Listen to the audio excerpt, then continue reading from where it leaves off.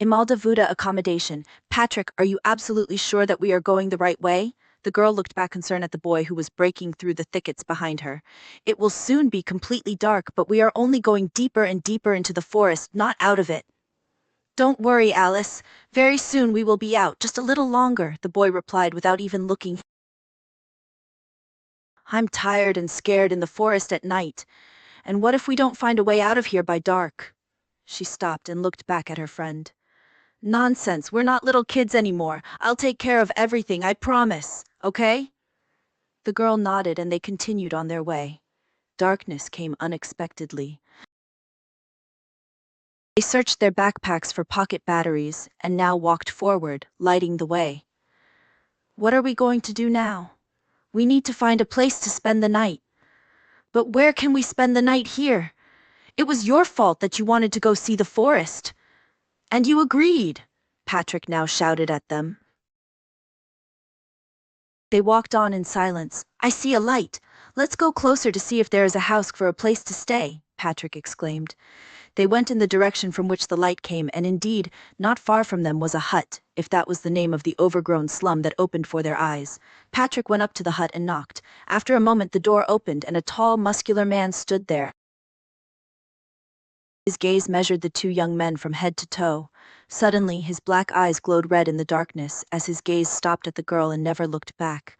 What are your names and why are you both here at this late hour? My name is Patrick and this is my friend Alice. We were walking through the forest, but it got dark. Oh, so you're afraid of the dark? Sparks of slyness flashed in the stranger's dark eyes.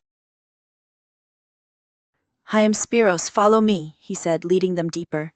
The semi-dark room they entered was not large but cozy compared to the dark night forest that was now behind them as Spiros closed the door of the dwelling. A fire crackled in the fireplace, casting shadows on the walls and floor, and nearby was a white animal skin blanket, apparently intended for one person to sleep on.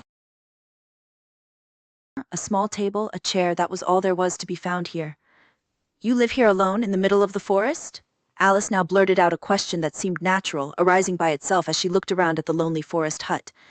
Yes, I live here. Looking back slightly over her shoulder at her unexpected nocturnal guests who were following her, the stranger went to the only chair and sat down in it. This is just a little unusual. I like it. Usually I don't take the guests, but you two, be an exception. Thanks for such hospitality. We really have nowhere tonight, but are you not lonely and afraid here? What kind of you like to live here? Alice did not hold on again. Don't ask so many stupid questions. Spiros now rose and approached Alice and Patrick, who were still standing in the middle of the room. His eyes were burning with flames of fire, and when he got close to Alice, he lifted up his long, fine hand with the same long fingers and let it go to her face. You're a beautiful, but not a very clever girl. Alice did not really understand whether or not be offended. Alice, stop, don't irritate him, Patrick said. Then his gaze refocused on both. What are you two standing in front of me? You're really annoying me. Alice and pat down obediently near the fireplace. So you say you go and stray? Yes, the darkness came suddenly. Now Patrick also spoke. Oh, two children at night. All right, you can stay. You will be my guests tonight. Are you sure it is a good place to stay overnight? Alice whispered to Patrick, feeling that Spiros was watching them closely. I don't know, but we don't have any other choice. It's quite dark and tonight we won't find a way out of the forest anyway. Patrick said the same whisper. I don't like this place and this man. Alice whispered to a friend again. He has something dark and threatening. We need a roof above head tonight. Well, Alice, just tonight, and then we'll leave and forget him. Just tonight, promise. Promise me, Patrick. All right, calm down. The girl sat closer to him as if looking for salvation from something she didn't know. Stop, don't be like a little girl, he's watching us. Patrick was whispering in half voice, losing a little side by staring at Spiros, who still didn't lose sight of them. And you're ashamed of the fact that we love each other? Alice offended the brimstone. I don't know. Alice got up. I'm very tired, can I lie down? Of course, you can sleep there, on a white mat at the fireplace. There you will be warm and comfortable. It really seemed like a cozy place. And me? Patrick asked. In the spirits put his eye on him. You? Let's think.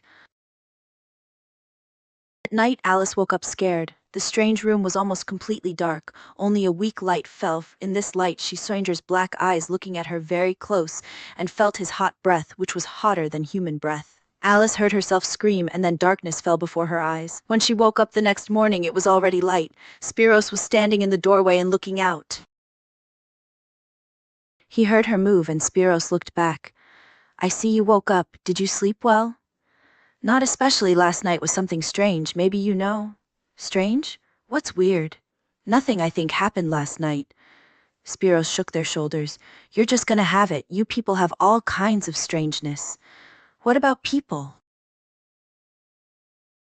Now, in the daylight, Alice noticed that the stranger's head was decorated with curved horns. She broke out, but she didn't ask anything. It was really a strange housekeeper. I just wanted to say that sometimes it is. I woke up and saw you. Me? It'll be the boy you came here with. It wasn't Pet, it was you, I know. Alice exclaimed, where is he? Truly, the sleeping place that Patrick had shown in Spiros was empty, and he himself was not visible. He's already gone. He said that it is not reason to wait. One, without me? It can't be, I don't believe you. Alice is now shouting and standing in front of Spiros. You're beautiful like that. Spiros gave her a look. In his eyes, Alice saw the flames that had been burning in the fireplace last night, and she had strange fears. No, Patrick would never do that. Alice still screamed, I don't believe you, I don't believe you. I want to go find him. I want to get out of here.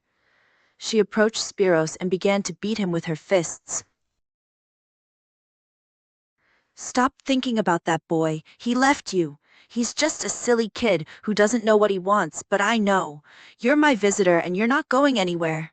Spiros grabbed her hands. The grip was tight, so that now she could no longer move her hands. Her breath fell on her, and the girl felt his proximity. Where is he? You've hidden him somewhere, I know. Alice broke out and began to walk around the space, looking under every object he might be. Do you like to play hide? Spiros laughed at her unusual game. No, I don't like it, but I have to find Patrick. Alice went in the direction of the door when Spiro caught him. Are you really not going to make me happy to spend some time?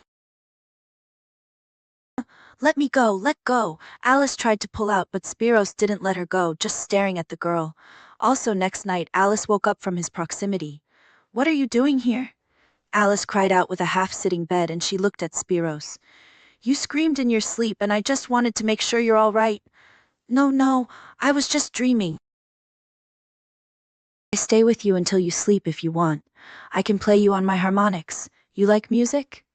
Yes, Alice laughed. When you sit here, then play. Satyr, who he actually was, took his mouth harmonics and began to play, gently and feeling. You are good at it. Alice suggested listening for a while.